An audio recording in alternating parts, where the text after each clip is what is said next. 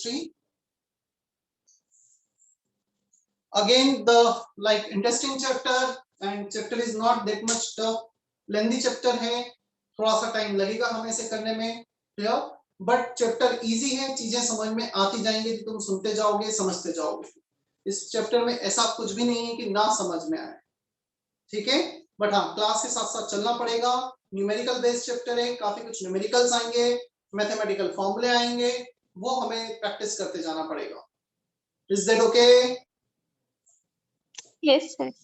Yes sir. अब मैं तुम्हें थोड़ा सा ब्रीफ कर देता हूँ इस चैप्टर में हमें क्या क्या पढ़ना है। There are two types of gas. One is ideal gas, another is real gas. Ideal gas, which follows all the laws, or we can say the which we use for the on paper calculation, pen paper calculation, जिसमें हम idealistic behavior assume करेंगे, जो फॉर्मूले हमारे पास है वो सारे valid होंगे। And another gas is called real gas, जिसमें सारे फॉर्मूले वैलिड नहीं होंगे। What does it mean सारे फॉर्मूले वैलिड नहीं होंगे?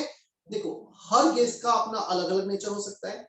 N2 गैस को यदि हम CO2 से कंपेयर करेंगे तो नाइट्रोजन में इंटरमॉलिक्यूलर फोर्स ऑफ अट्रैक्शन कम होंगे, while the intermolecular force of attraction in CO2 is much large in comparison to N2. So यहाँ पे यदि CO2 में फोर्स ऑफ अट्रैक्शन ज्यादा होंगे तो वो उसका बिहेवियर नाइट्रोजन से कुछ अलग हो जाएगा। सो अलग अलग गैसेस हैं, अलग अलग शेप है, साइज है, मास है, फोर्स ऑफ अट्रैक्शन है। सो रियलिटी में we have some variation from the ideal behavior. Ideal gas is just on paper used for on paper calculation. It does not exist in nature. तो question आता है, sir फिर आप क्यों पढ़ा रहे हैं आइडियल गैस? जब एग्जिस्ट नहीं करता तो हम डायरेक्ट रियल गैस क्यों ना पढ़ लें? क्यों रियल गैस को लास्ट में पढ़ाया जाता है, आइडियल को पहले पढ़ाया जाता है?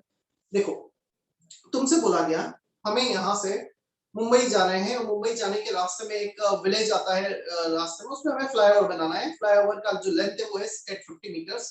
अब उस फ्लाईओवर पे कितनी स्ट्रेंथ होगी ये तुम्हें बता दिया गया। At a time 100 vehicles can be there, clear, 100 vehicles maximum हो सकते हैं 850 मीटर डिस्टेंस पर। तो अब तुम्हें उसके फ्लाईओवर को डिजाइन करना है। 850 व्हीकल्स का मैं वेट देखूंगा। जब मैं 850 व्हीकल्स का वेट देखूंगा, हो सकता है उनका वेट आ रहा है कुछ XYZ या 10,000 ton.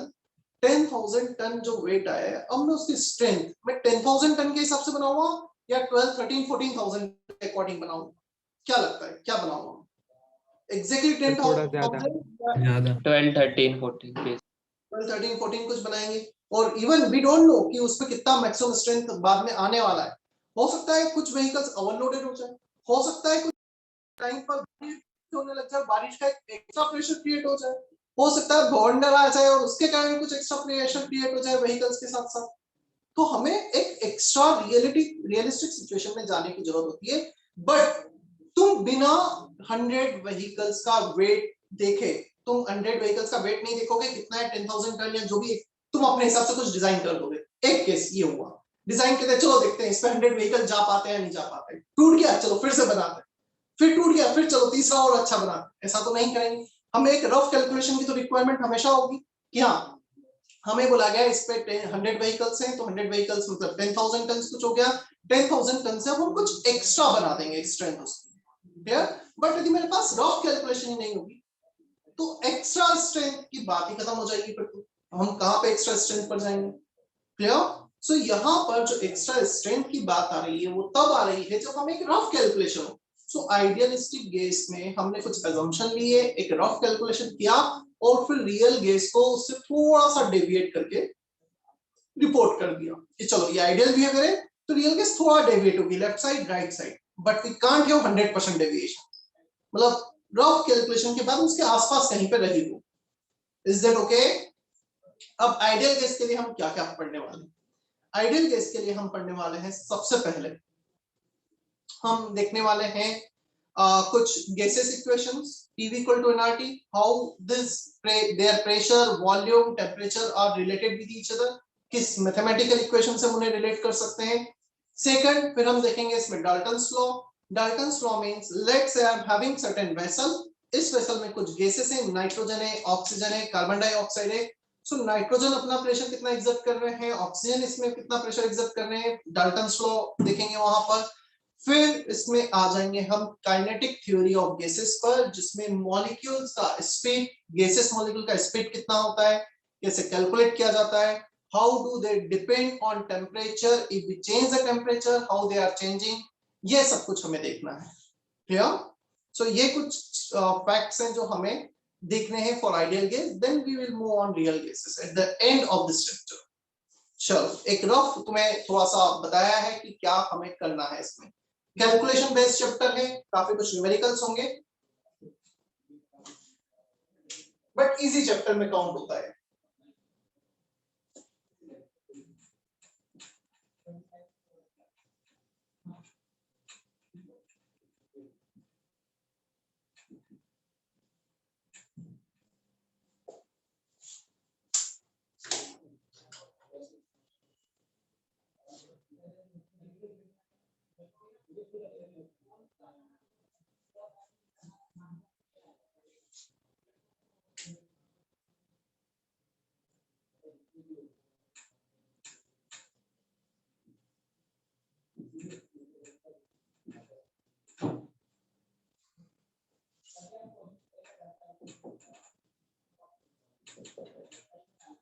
They are characterized by very less force of attraction, intermolecular force of attraction, and high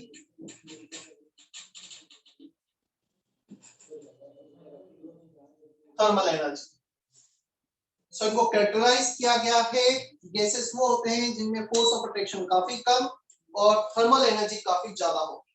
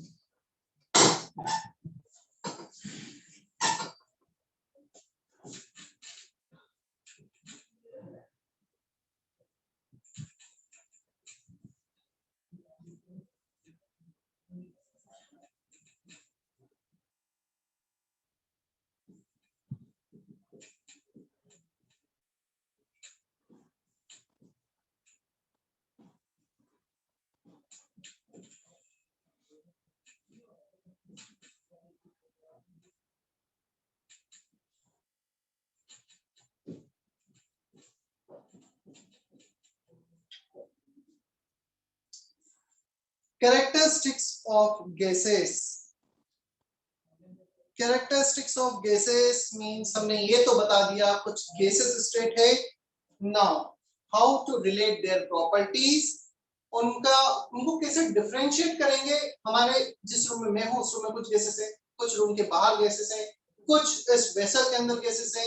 So इनको कैसे differentiate किया जाएगा। So उनका temperature, उनका pressure, उनका volume कुछ डिफरेंट हो सकता है, अमाउंट ऑफ गैस डिफरेंट हो सकता है। सो गैस मैंने ये तो बता दिया, okay we have 50 students in our classroom, but ये 50 स्टूडेंट में यदि हमें एक 50 स्टूडेंट में एक स्टूडेंट को दूसरे स्टूडेंट से डिफरेंशिएट करना होगा तो क्या होगा, या उनके क्या कैरेक्टरिस्टिक्स होंगे, किसका वेट कितना होगा, किसी का वॉल्यूम कितना होगा, किसी का शर्ट का कलर क्या होगा, मतलब ये कुछ कैरेक्टरिस्टिक्स हो गए जिसके बेसिस पे उसे डिफाइन कर पा रहे हैं, आइडेंटिफाई कर पा रहे हैं, कैरेक्टराइज कर पा रहे हैं। So amount of gas, number of moles और weight में मेजर किया जाता है। Number of moles can be written as weight in gram upon molar weight. Second temperature, किसी भी गैस का टेम्परेचर हम मेजर कर सकते हैं। इसको मैं डिफाइन नहीं कर रहा हूँ, पर किसी को पता है temperature, degree of hotness, coldness, whatever the definition, बच्चों वाली जो डेफिनेशन है मैं डिफरेंट यूनिट्स को रिलेट कर देता हूँ।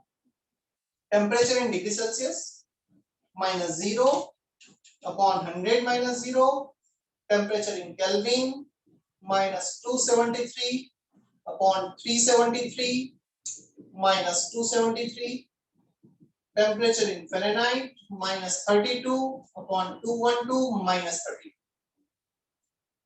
So three most useful units of temperature: degree Celsius, Kelvin and Fahrenheit. Degree Celsius -0 upon 100 -0, Kelvin minus 273.15 upon 373 minus 273. Fahrenheit minus 32 upon 212 minus 32.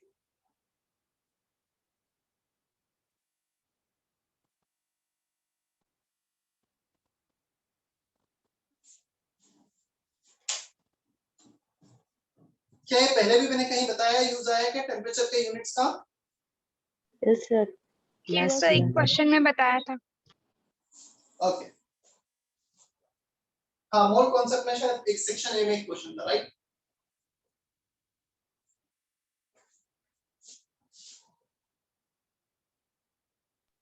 Sir, yes sir is it 373?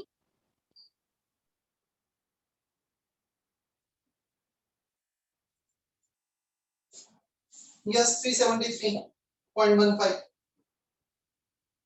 100 degree. ये जो है ना, ये है melting point of ice or you can say freezing point of water. Both are same thing. And this 100, 373, 212, they are boiling point of water. So किया क्या है हमने, ऊपर freezing point of water को माइनस किया है, नीचे boiling point minus freezing point. Boiling point of water in Kelvin minus freezing point of water in Kelvin in Fahrenheit. तो तुम इजीली ऐसे मेमोराइज कर सकते हो, रिलेट कर सकते हो। Is that okay? Aditi, Ayesha, Ajit? Yes sir. तमाम 3 बच्चों के नाम लिए, एक का यस आया है।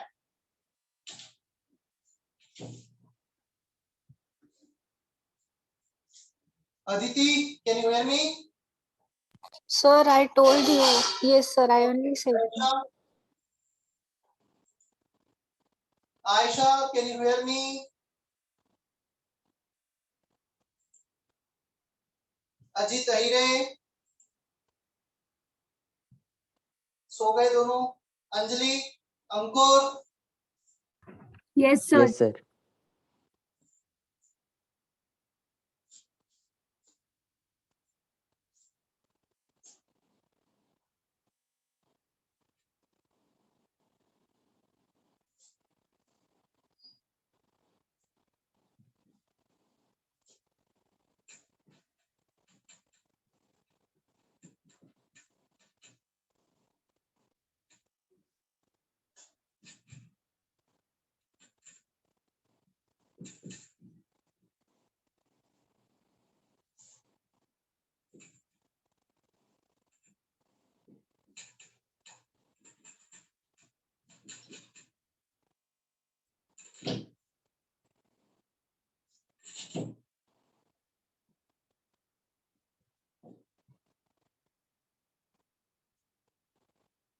Volume, third characteristic. Volume of an ideal gas is the volume of vessel in which it is present.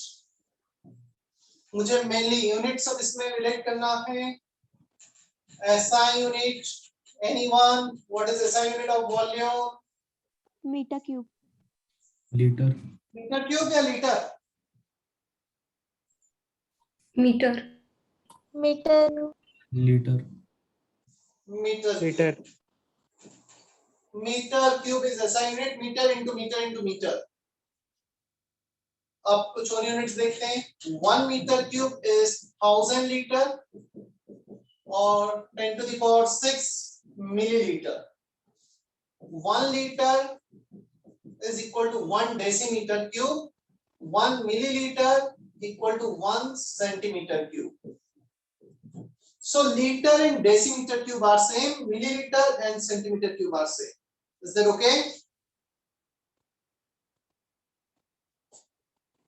Yes sir.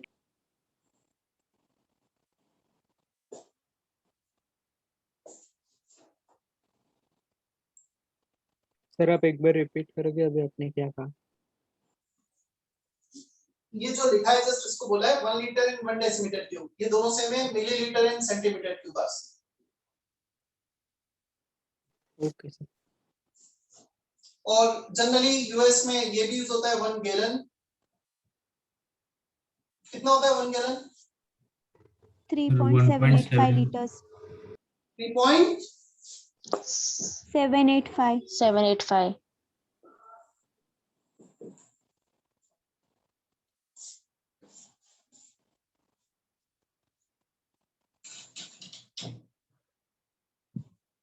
Useful unit है ये भी, not as per our syllabus, क्योंकि मैंने अपने बुक में तो कहीं नहीं देखा गैलन का यूज होते हुए, बट हाँ कभी तुम बाहर जाओगे यूएस वगैरह जाओगे तो डेफिनेटली यूज आएगा, क्योंकि वहां पर तुम कुछ भी परचेस करने जाओगे, स्पेशली लिक्विड जैसे वाटर बोतल हो गई, वहां पर पानी जनरली परचेस ही किया जाता है पीने का, तो पानी भी हो गया, पेट्रोल हो गया, फ्यूल हो गया, तो गैलन में ही मिलता है, फ्रीक्वेंटली यूज्ड यूनिट है वो वहां पर।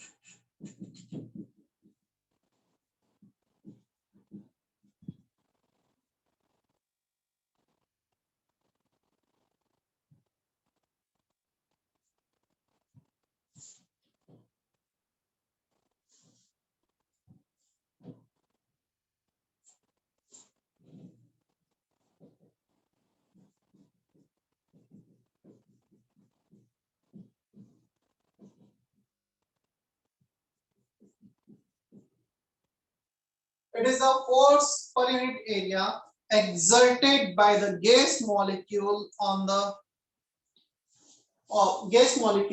surface of the vessel. Force per unit area, which is the definition of pressure. SI unit Newton per meter square, which is also called Pascal. कुछ और frequently used unit है वो भी देख लेते हैं. 1 bar is 10 to the power 5 Pascal.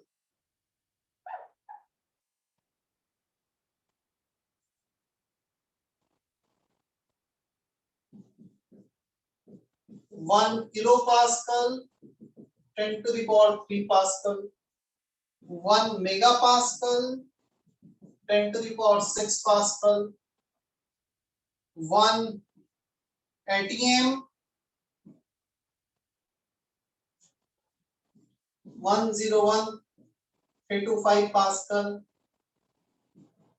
1.01325 into 10 to the power 5 Pascal. 1.01325 bar, roughly 1.01 bar.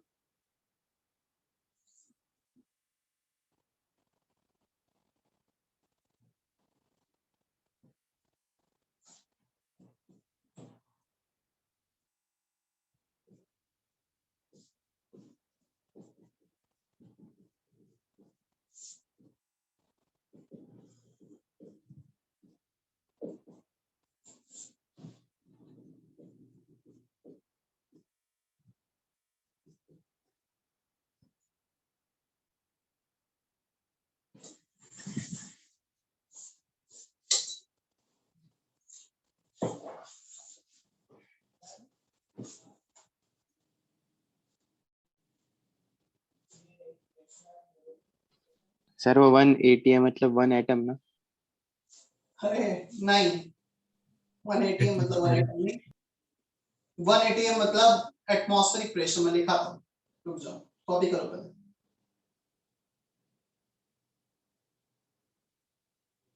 Sir yes sir तो 1 ATM is equal to 10.33 metre of water volume, वो क्या था? बताता हूँ, तुम कॉपी तो करो, एक मिनट सब कुछ बताता हूँ आपको।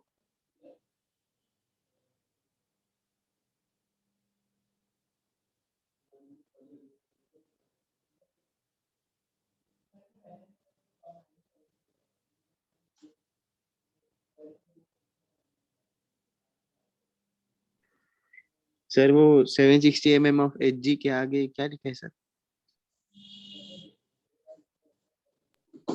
और देखो atmospheric pressure 180 m, it is pressure exerted by the atmospheric air on the surface of earth, it is equal to 760 millimeter of Hg, 760 torr, TOOR, millimeter of Hg को torr भी कहा जाता है, 76 centimeter of Hg, 0.76 meter of Hg और 10.33 meter of water column। अब question आता है atmospheric pressure क्या होता है और ये सेंटीमीटर में कैसे आ रहा है। तो सेंटीमीटर तो हमने बचपन से पढ़ा, ये लेंथ का यूनिट है, तो ये इसमें कैसे आ रहा है, उस क्वेश्चन का आंसर अब हम देखते हैं।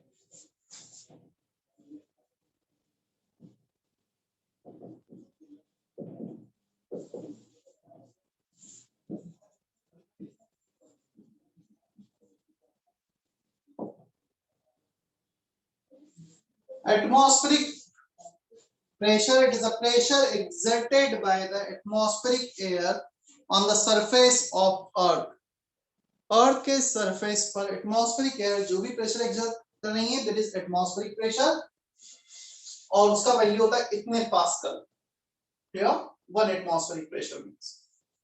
अब क्वेश्चन आता है इसमें कैसे हमने रिप्रेजेंट किया है। इस क्वेश्चन का आंसर मैं जस्ट अब एक मेजरमेंट ऑफ प्रेशर पे जब हम जाएंगे तो तुम्हें मिलेगा।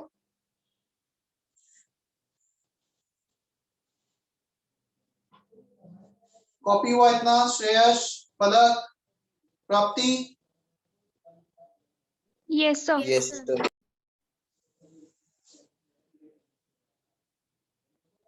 Shubham, please enter with your serial number.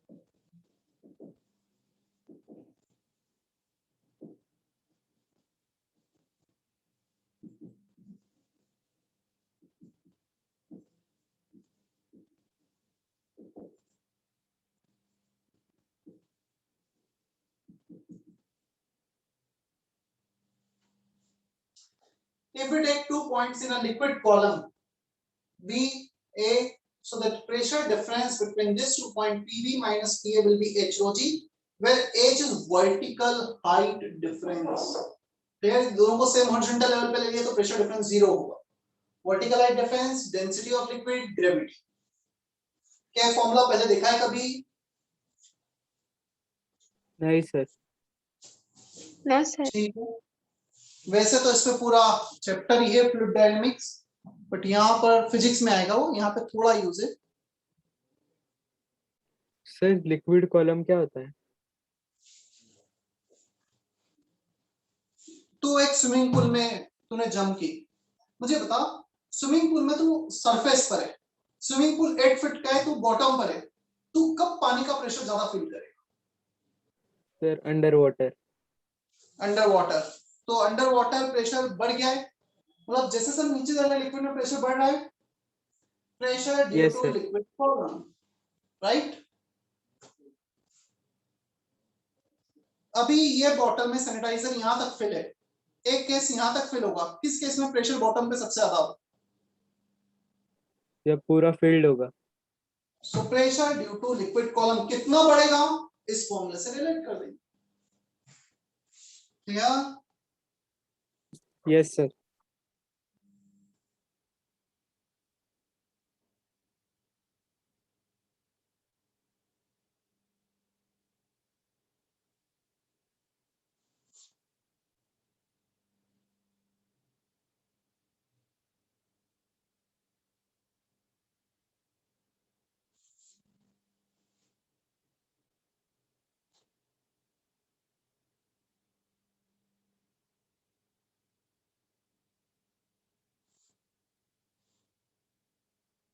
B, हमेशा जब हम नीचे जाएंगे तो प्रेशर बढ़ेगा, लिक्विड में ऊपर जाएंगे तो प्रेशर कम होगा. Clear? On moving down the liquid,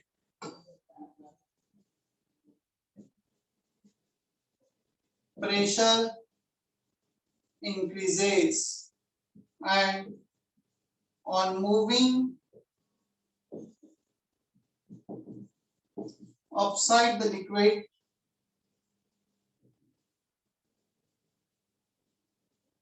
pressure decreases.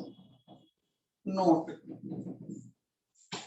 Liquid में ऊपर जाओगे तो प्रेशर कम होगा, नीचे जाओगे तो प्रेशर बढ़ेगा.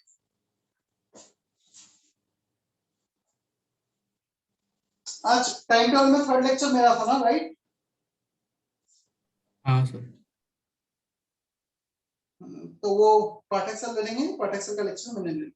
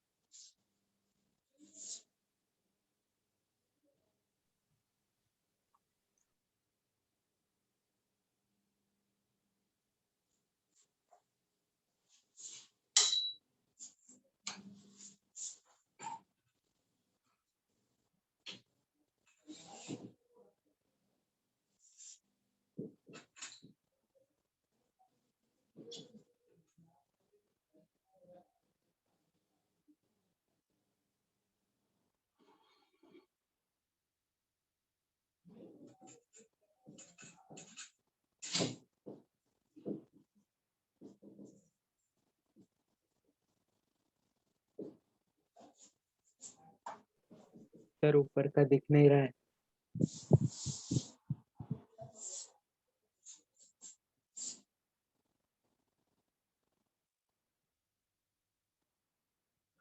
अभी दिख रहा है बैरोमीटर लिखा हुआ? हाँ सर.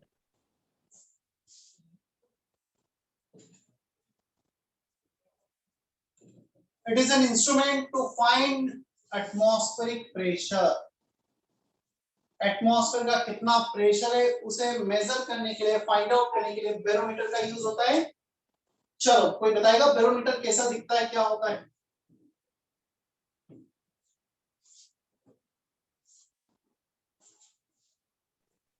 उल्टा फ्लास्क सर कैसे यू शेप कंटेनर में? Glass tube. U shape glass tube, चलो यू शेप ग्लास ट्यूब लिया और one tub contains what? Mercury क्या होगा? मर्क्यूरी। मर्क्यूरी ठीक है, ऐसा कुछ होता है बैरोमीटर। यहां पर वैक्यूम, यहां पर एटमॉस्फेयर। क्या यहां तक क्लियर है? Yes sir. देखो अब बोर्ड पे सुनना है, फिर बाद में कॉपी करना, क्योंकि थोड़ा सा एक्सप्लेनेशन का पार्ट है। Initially, let's say we are taking 2 points. This is the point A, this one is point B. Clear? दोनों same horizontal level पे, and the whole system is kept in the vacuum where the pressure is 0. यहाँ पे pressure 0, यहाँ पे तो पहले ही सही pressure, यहाँ पे तो 0 है ही सही।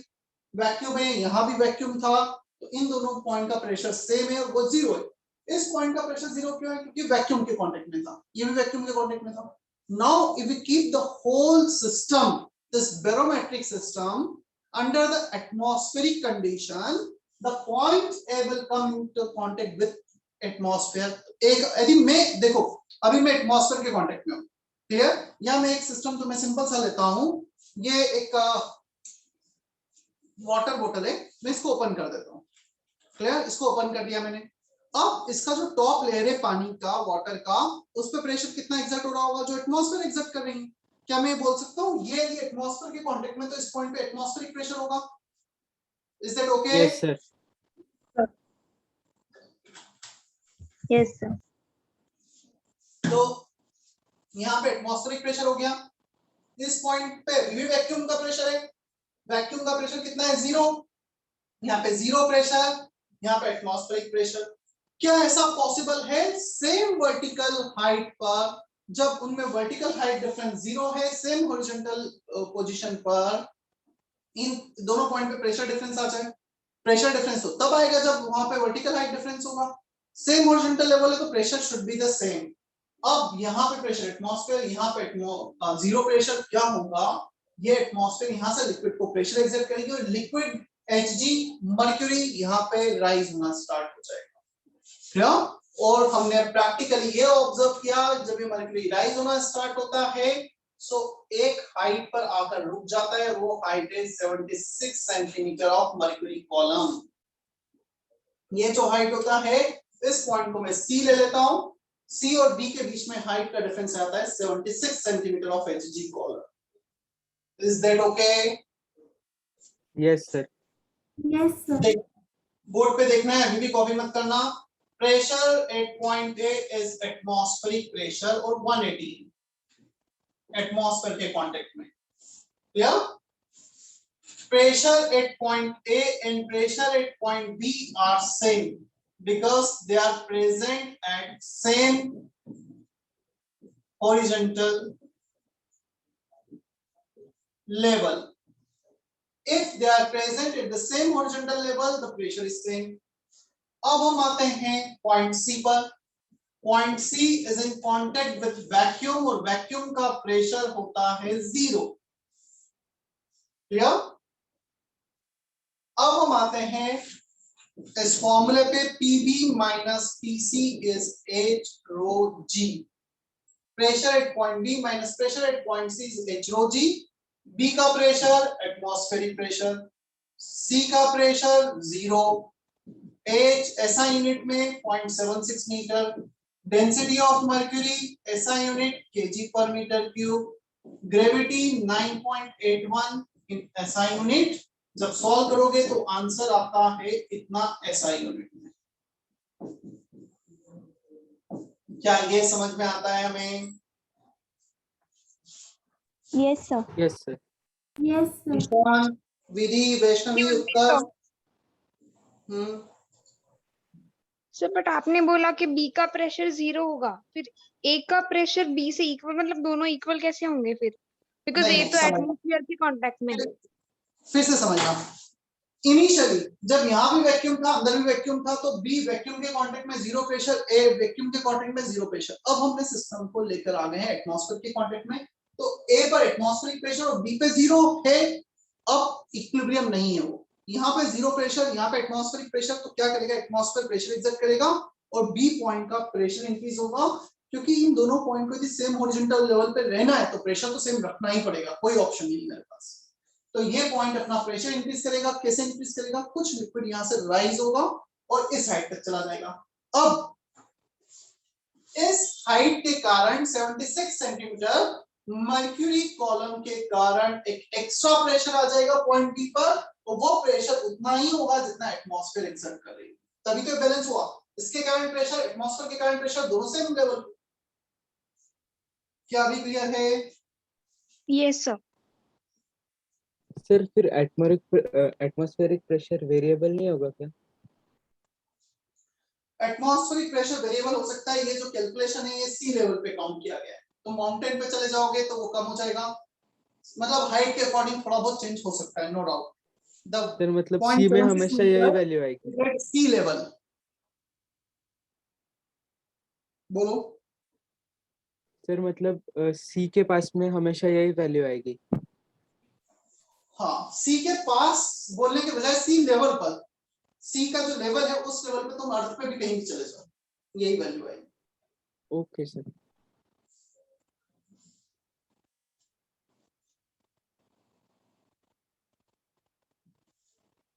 Excuse me, sir. Yes, Sir, the sea level is same for the whole earth, no? Sea level is, Sea level is same for the whole earth, no? यस, it is same for the whole earth.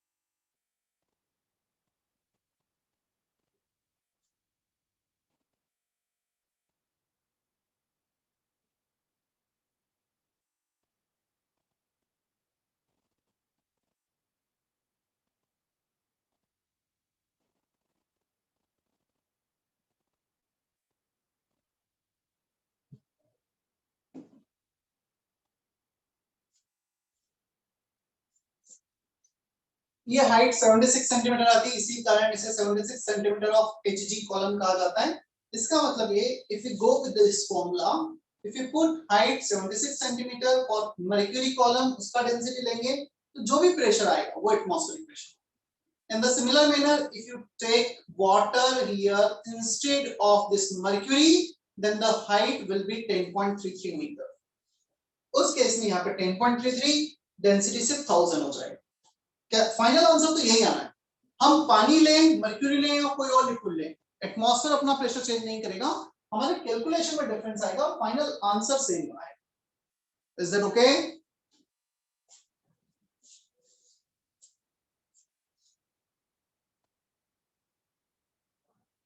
क्या इतना clear है? Mukti, Arpit, Geetesh? Yes sir.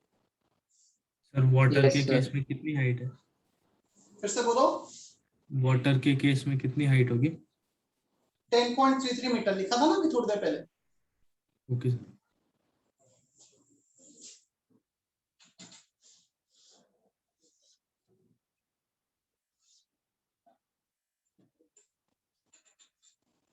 Sir 1 minute उतना रहने दो।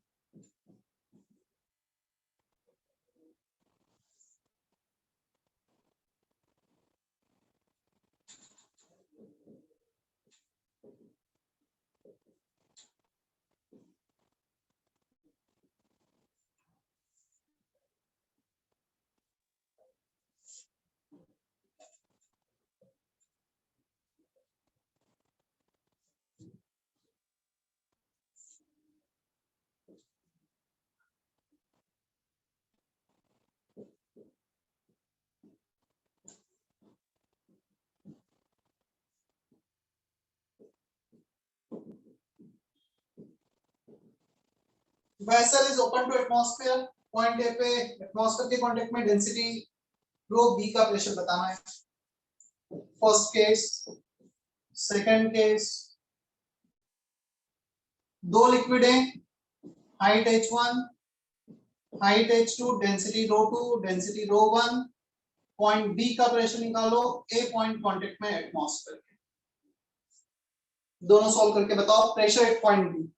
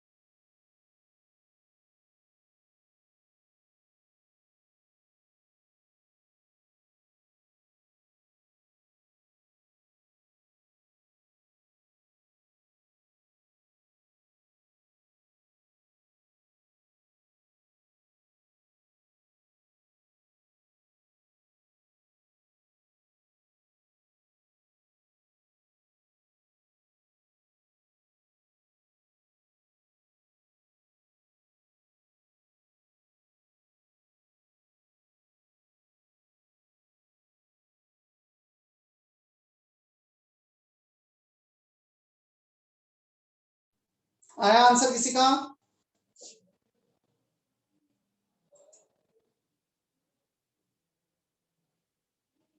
मुक्तित का message था, अच्छा पहले का ही था शायद, काफी पहले का। Pressure at point b minus pressure at point a h rho g. Pressure at point b equal to pressure at point a plus H rho g. क्या ए एटमॉस्फेयर के कांटेक्ट में है? यदि ये एटमॉस्फेयर के कांटेक्ट में है तो पीए को लिख देंगे हम PATM plus H rho G. Is that okay? Yes sir. Yes, sir. यहाँ पर एक पॉइंट और ले लो सी। पहले तो लिखो PB minus PC H1 rho 1 जी। सेकंड लिखो PC minus PA H2 rho 2 जी। PB minus PC H1 rho 1 जी। अब C नीचे है एक तो PC minus PA H2 rho 2 जी। दोनों को ऐड कर दो तो ये PC कैंसिल हो गया। PB minus PA equal to H1 rho 1 G plus H2 rho 2 G. क्या इतना समझ में आता है हमें? सर Yes, जी sir. नहीं होगा कैंसिल? क्या सर जी नहीं होगा कैंसिल? जी ऐड कर रहे हैं ना, डिवाइड थोड़ी कर रहे हैं हम। ऐड किया है तो ये माइनस PC है प्लस PC, इसलिए कैंसिल हुआ हाँ है सर। एडिशन।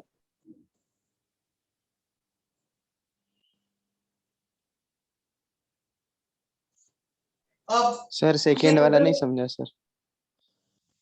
ये समझ में आता है PV minus PC is H1 rho 1 G, PC minus PA is H2 rho 2 G. ये दो समझ में आते हैं क्या? हाँ सर। अब क्या करना है अर्जुन, इसमें दोनों को ऐड कर देते हैं।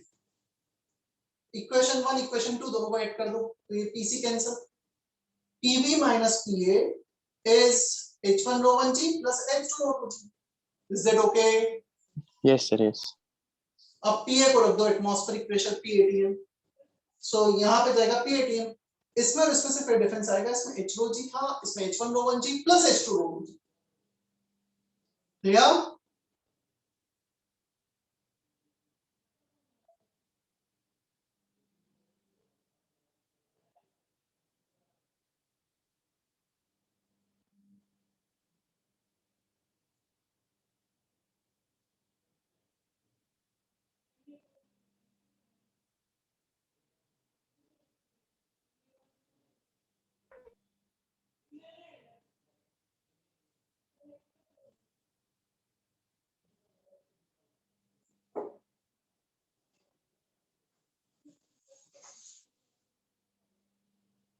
चले हम आगे। एक minute sir.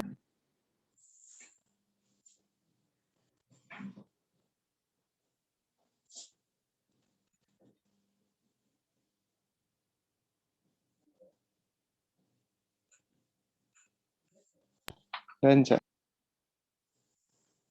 Sir yes sir जो रो 1 वाला लिक्विड है सर, उसके ऊपर भी लिक्विड ही है ना, तो क्या लिखेंगे?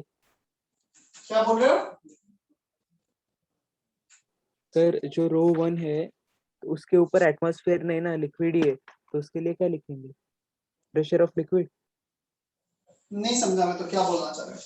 PB minus PC is h1 rho g, PC minus PA is h2 rho 2g। दोनों को ऐड किया तो पीसी कैंसिल हुआ, पीबी माइनस पीए ये आ गया। अब ए एटमॉस्फेयर के कांटेक्ट में तो इसको लिख देंगे P-atm। अब पूछो क्या पूछना चाहते हो? समझ गया सर। अच्छा मुझे ये बताओ, क्या तुमने equation of straight line hyperbola ये पढ़ा है? नहीं sir. Sir y equal to mx plus c पता है। y equal to mx plus c, x into y is constant। नहीं सर। तो पहले गेसेस लॉ स्टार्ट होंगे, पहले मैं तुम्हें थोड़ा सा बेसिक को बता देता हूं। बेसिक ग्राफ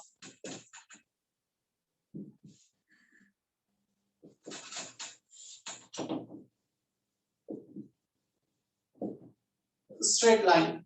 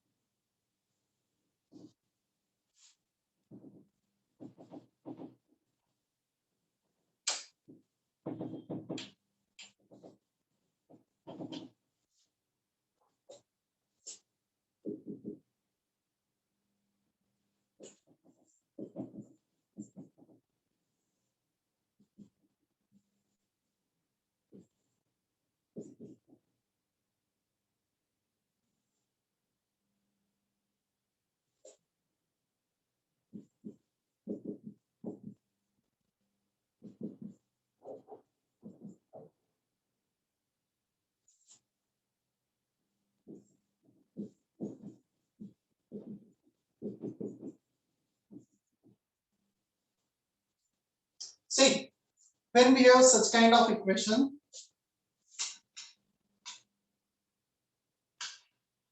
मुक्ति क्या क्वेश्चन था ये?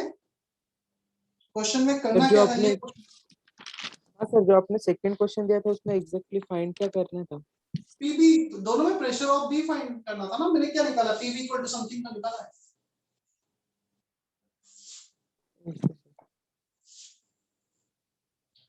स्लोप m tan थीटा, ये एंगल जो भी लाइन का एंगल है एक्स एक्सिस के साथ वो theta, so it is the equation of straight line passing through origin. Clear? यहाँ पर x और y तो ये हो गए कोऑर्डिनेट्स, m हो गया कांस्टेंट 1 2 3 4 कुछ होगा। एक एग्जांपल जैसे मैं ले लेता हूं y equal to 2x, one of the example. So slope हो गया 2। Is that okay?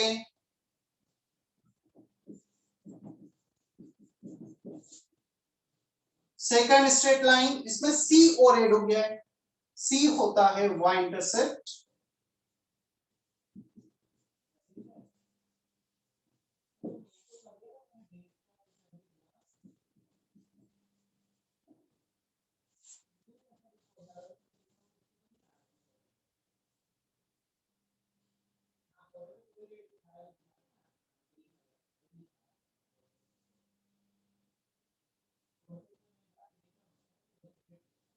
ये हो गया y intercept c, this part y axis x axis. देखो बोर्ड पे देखना फिर कॉपी करना, y equal to mx plus c, m is the slope, if this angle is theta, so m हो गया tan थीटा स्लोप जो पहले भी था। यहां पर c वैल्यू नहीं था, मतलब जीरो था, सो जब x जीरो y भी जीरो, ओरिजिन से पास होगा। when you put x equal to 0 y will be c, मतलब जब x एक्सिस x जीरो है, that is on y axis, तो हमें ये जो लाइन है वो पास होगी इस पॉइंट से y इंटरसेप्ट से। जब x को जीरो रख रहे हो तो y जीरो नहीं हो रहा है, it is equation of straight line which is not passing through origin. क्या इतना समझ में आता है हमें? Yes sir. Yes sir. करो जल्दी से दोनों कॉपी, फिर हम आते हैं सेकंड केस,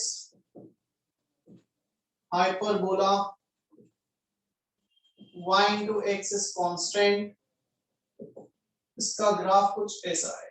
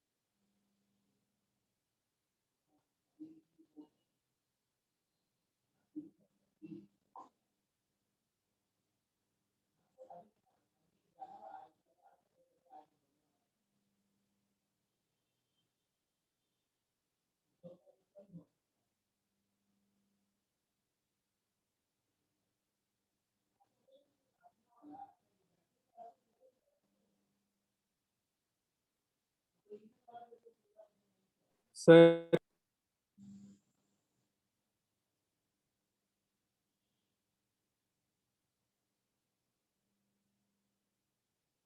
बोलो सुन रहा हूं। सर मैंने अभी जो बोला था सर, जो हमने क्वेश्चन 2 लिखा था तो उधर पीबी फाइंड करना था ना सर, तो वहाँ हमारी लास्ट स्टेप पीबी माइनस पीए थी ना, वो समझ नहीं आया। क्या? सर जो हमने क्वेश्चन 2 किया था तो उसमें पीबी फाइंड करना था ना, तो हमारी जो लास्ट स्टेप हमने लिखी थी उधर पीबी माइनस पीए लिखा था। किस क्वेश्चन? इसके पहले वाले क्वेश्चन की बात कर रहे हो? हाँ पीबी माइनस पीए, दो इक्वेशन को ऐड करके ये आ गया था। आगे बोलो। हाँ सर। सर तो लेकिन पीबी फाइंड करना है ना, तो पीबी माइनस पीए ऐसा क्यों?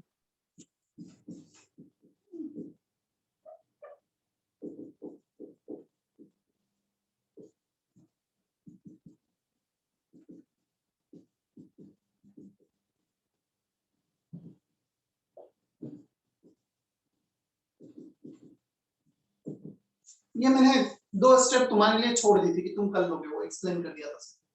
पीए को राइट साइड लेके चले गए और पीए को पीएटीएम रख दिया, पूरा नहीं किया था मैंने इसको। हाँ ओके सर।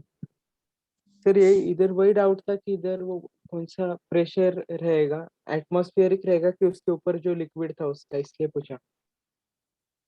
एक एटमॉस्फेयर के कांटेक्ट में, ये लिक्विड, इसके हाँ ऊपर सर। कोई लिक्विड नहीं है।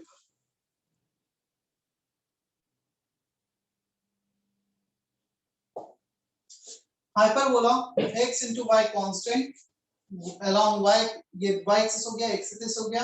एक एग्जांपल लिया xy equal to constant, let's say constant is 10, तो x के 0 रखा, y आएगा 10/0 इंफिनिटी।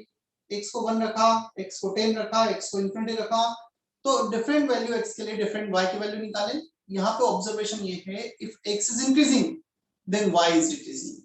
सो तुम जैसे से x को बढ़ाओगे इस डायरेक्शन में, y डिक्रीज होता चला जाएगा।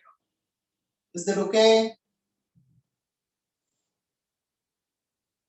Yes sir. Yes, sir.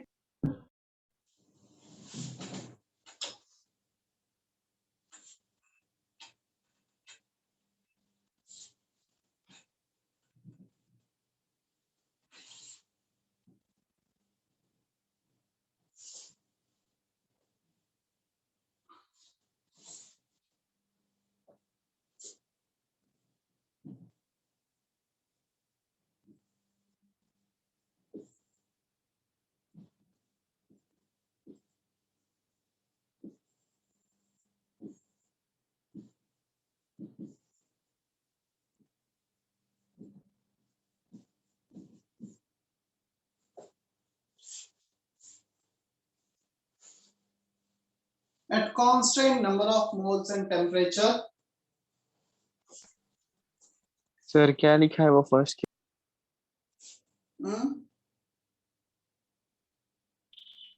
कौन सा लॉ लिखा है सर फर्स्ट? क्या लिखा है पढ़ के बताओ।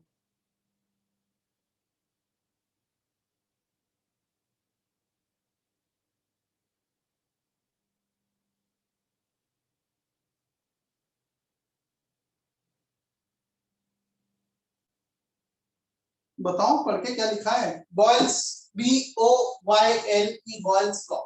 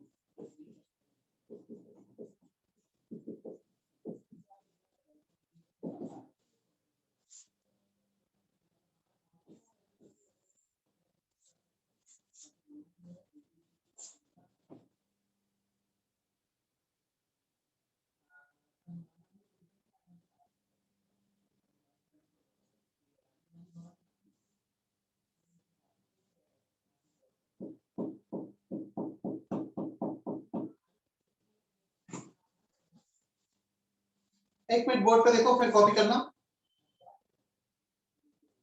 Pressure of an ideal gas is inversely proportional to the volume at constant number of moles and temperature, inversely related to each other, proportionality constant K. So P equal to K by V, V को multiply करो, PV equal to constant। इसका मतलब क्या होगा PV equal to constant? Let's say हमारे पास एक मोल piston है, इसमें कुछ गैस के मोल्स हैं कांस्टेंट टेम्परेचर पे। तुम इसको कंप्रेस करोगे, वॉल्यूम कम करोगे तो प्रेशर बढ़ेगा। जैसे ही वॉल्यूम कम करेंगे प्रेशर बढ़ेगा। एक्सपैंड करोगे तो प्रेशर कम होगा। तुम इसको पोजीशन 1 से 2 पे लेके जाओ, 3 पे लेके जाओ, हर पोजीशन पे प्रेशर इनटू वॉल्यूम सेम होगा। P1 V1 equal to P2 V2 equal to P3 V3 and so on if n and t are constant. Is that okay? Yes, sir.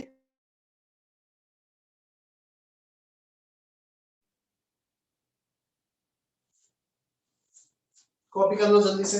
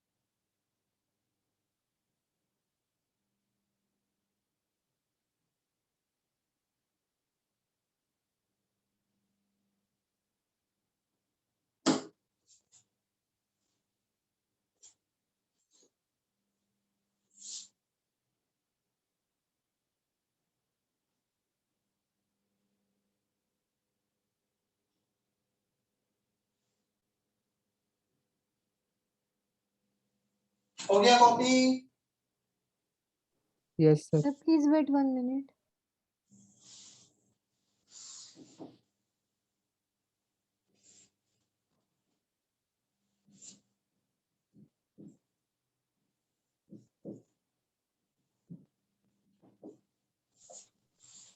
Sir एक डाउट है पूछो। Sir, pressure का formula तो H rho जी होता है ना, उसमें volume तो होता ही नहीं, फिर तो प्रेशर और वॉल्यूम कैसे रिलेटेड है? ये क्या बात हुई? मतलब प्रेशर का पहली चीज तो थोड़ा सा मैं दोनों प्रेशर को रिलेट करता हूँ। वो जो प्रेशर का फॉर्मूला HROG था ना, there is not the formula of pressure, there is a formula of pressure difference. Yes, you can say that. यदि हम ऐसे पॉइंट से कंपेयर करें जिस पे जीरो प्रेशर, तो प्रेशर ही हो गया वो तो प्रेशर का formula due to liquid column is HROG। Clear? अब हम यहाँ बात करें pressure of an ideal gas. हम यहाँ पे बात कर रहे हैं प्रेशर गैस की, और वो था प्रेशर लिक्विड का, so both are different thing. Liquid को तो मैं कंप्रेस कर ही नहीं सकता हूँ। क्लियर? लिक्विड को तो मैं कंप्रेस ही नहीं कर सकता हूँ, मैं गैस को कंप्रेस कर सकता हूँ। Is that okay? Okay sir. तो गैसेस के लिए वो लिक्विड कॉलम था, अलग अलग केस।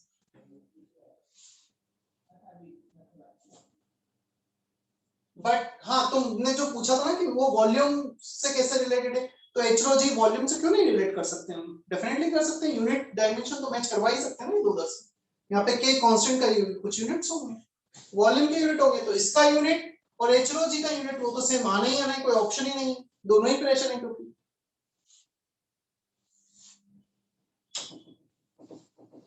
चलो बोर्ड पे देखना, first graph pressure versus volume graph. हमारे पास रिलेशन है PV इज कांस्टेंट, प्रेशर को y एक्सिस, वॉल्यूम को x एक्सिस इज कांस्टेंट। इसका इक्वेशन है y into x constant. Hyperbola. Good. तो हाइपरबोलिक ग्राफ कुछ ऐसा हो जाएगा। Is that okay? Yes, sir. Yes sir. Yes, sir. P equal to K by V, pressure को y axis के along लिया है, 1 upon volume, whole 1 upon volume is taken along x axis। ये कैसा इक्वेशन आ रहा है? y equal to mx। क्या है y equal to mx? Equation of straight line है passing through origin. Yes sir. Yes, sir. जिसको y एक्सिस के along लिया उसको y लिखा, जो 1 by v है x एक्सिस, उसे x लिख दिया, होल 1/v इज x। अब आते हैं हम इस पर, PV इज कांस्टेंट। तुम प्रेशर बढ़ाओगे वॉल्यूम कम होगा, but P into V constant रहेगा, P into V is constant. आया समझ में third graph? Yes sir. Yes sir. So third graph is actually P and K graph. Third graph is basically showing that if we are changing the pressure, the PV remains same. If you are increasing the pressure, volume will decrease, but their product remains same, right? Or you can say it is a graph for PV equal to K.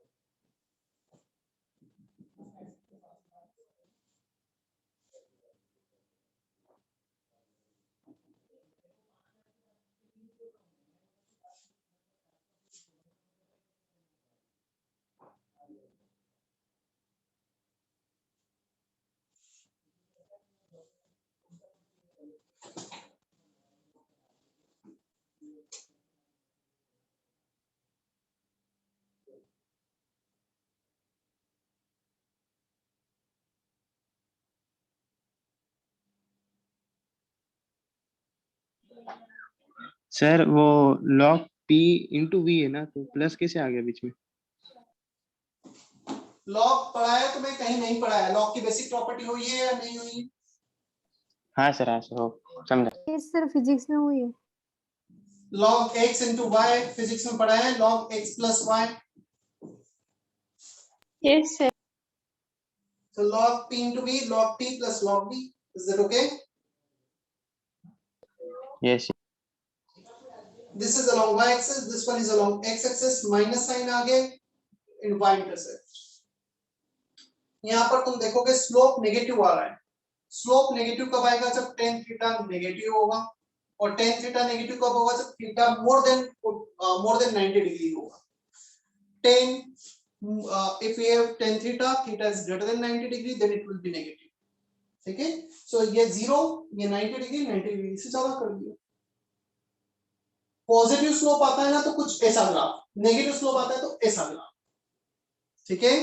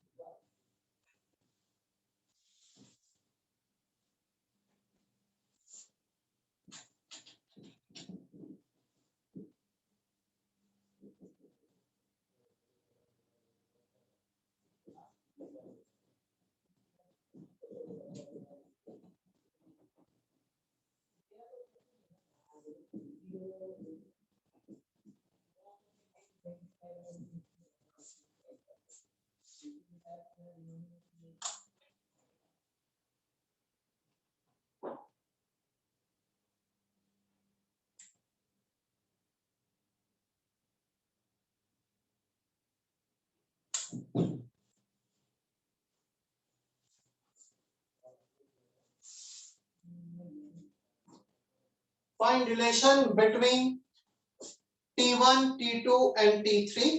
देखो हमने क्या किया है, ये exactly तीन graph एक ही XY curve पे draw किए हैं। हमारे पास एक गैसेस सिस्टम है, उसको एक्सपैंड या कॉन्ट्रैक्ट कर रहे हैं कांस्टेंट टेम्परेचर पर, वो टेम्परेचर है T1। हमने एक ग्राफ ड्रॉ कर दिया, अब टेम्परेचर को इंक्रीज किया डिक्रीज किया वो अभी तक नहीं पता है, बट चेंज कर दिया है। अगेन मैं उसको कंप्रेस या एक्सपैंड कर रहा हूँ, तो उसका P वर्सेस C ग्राफ ऐसा कुछ आएगा। फिर अनदर टेम्परेचर पे कुछ ग्राफ ऐसा आएगा। सो this curve are drawn at 3 different temperatures। Clear? अब तुम्हें बताना है T1 T2 T3 में कौन ज्यादा होगा। जब भी कुछ ऐसा क्वेश्चन आएगा ना कंपैरिजन के लिए, तो हमेशा हम या तो हॉरिजॉन्टल लाइन ड्रॉ कर लेते हैं या वर्टिकल लाइन ड्रॉ कर लेते हैं। वर्टिकल लाइन पर सब जो भी एक्स एक्सिस के अलोंग है, वॉल्यूम तीनों के लिए सेम वॉल्यूम आ जाएगा। सो तीनों का volume same but the pressure is different. इस पे प्रेशर P3, इस पर P2, इस पे P1। P3 is greater than P2 is greater than P1। सबसे ज्यादा प्रेशर आ रहा है T3 पर और सबसे कम प्रेशर आ रहा है P1 पर। वॉल्यूम कांस्टेंट है। मुझे बताओ, तुम कांस्टेंट वॉल्यूम रख रहे हो, टेम्परेचर बढ़ाओगे तो प्रेशर बढ़ेगा या कम होगा सिस्टम का? बढ़ेगा। तो सबसे ज्यादा प्रेशर जिसका रहा होगा उसका टेम्परेचर सबसे ज्यादा रहा होगा। Is that okay? Yes yes sir. Yes. Predict कर लेंगे हम। दो में से एक वेरिएबल को वर्टिकल या हॉरिजॉन्टल लाइन ड्रॉ करके कांस्टेंट कर देंगे, फिर उसके अकॉर्डिंग जो भी दूसरा प्रॉपर्टी है किसका ज्यादा है उसके अकॉर्डिंग कम या ज्यादा प्रेडिक्ट करेंगे। राइट? सर, तो हमने v अज्यूम किया है कांस्टेंट है ऐसा। क्या इस वर्टिकल लाइन पे v यहाँ पे लेट्स से 10 लीटर है जस्ट फॉर एग्जांपल, इसका भी 10, इसका भी 10, इसका भी 10, तो वर्टिकल लाइन पे एज्यूम नहीं किया, वर्टिकल लाइन पे तो है कांस्टेंट। सर, पर वो वर्टिकल लाइन कहाँ से है? क्या? वो वर्टिकल लाइन कहाँ से है? मुझे कंपेयर करना है। मुझे यदि कंपेयर करना है तीन अलग अलग टेम्परेचर को, तो मैं क्या करूंगा, मैं एक चीज को फिक्स लूंगा। चलो मेरे पास तीन सिस्टम है, तीनों में सेम अमाउंट ऑफ गैस है। लेट्स से दो सिस्टम है, इसका मैंने वॉल्यूम दोनों का सेम रखा और दोनों का प्रेशर चेक कर लिया। तो दोनों का वॉल्यूम सेम रखने के लिए ये वॉल्यूम दोनों तीनों का सेम हो गया वर्टिकल लाइन पर, और उस पर प्रेशर चेक कर लिया।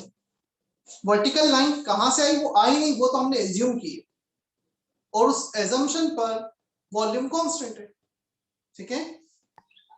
यस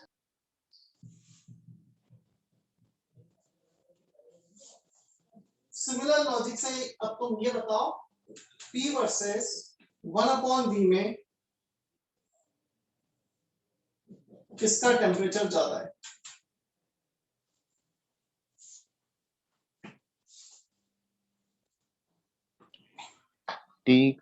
T1 का सर। T1. देखते हैं, ट्राई करो सभी।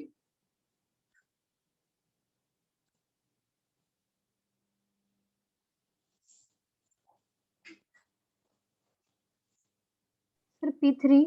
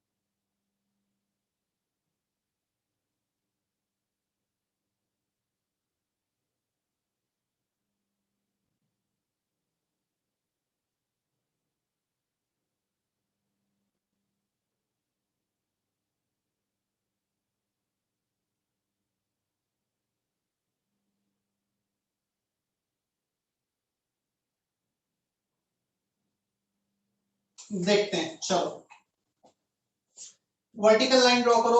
1 वॉल्यूम कांस्टेंट मतलब volume constant, 1/V constant that means V is constant. सबसे ज्यादा प्रेशर आ रहा है P1 का, सबसे कम आ रहा है P3 का। as P1 greater than P2 greater than P3, hence P1 greater than P2 greater than P3, right? Yes sir. Clear, Samya? Yes sir. Homework मैं आज कुछ ऐड नहीं कर रहा हूँ, जो पुराना होमवर्क है वही मैं नेक्स्ट टाइम डिस्कस करूंगा। सिर्फ लेक्चर नोट्स बहुत अच्छे से पढ़ लेना। स्टार्टिंग के लेक्चर यदि नहीं अच्छे से समझोगे पढ़ोगे तो फिर बाद में प्रॉब्लम आ जाएगी चैप्टर में। सेशन एंड कर दूं फिर मैं आज का? Yes sir.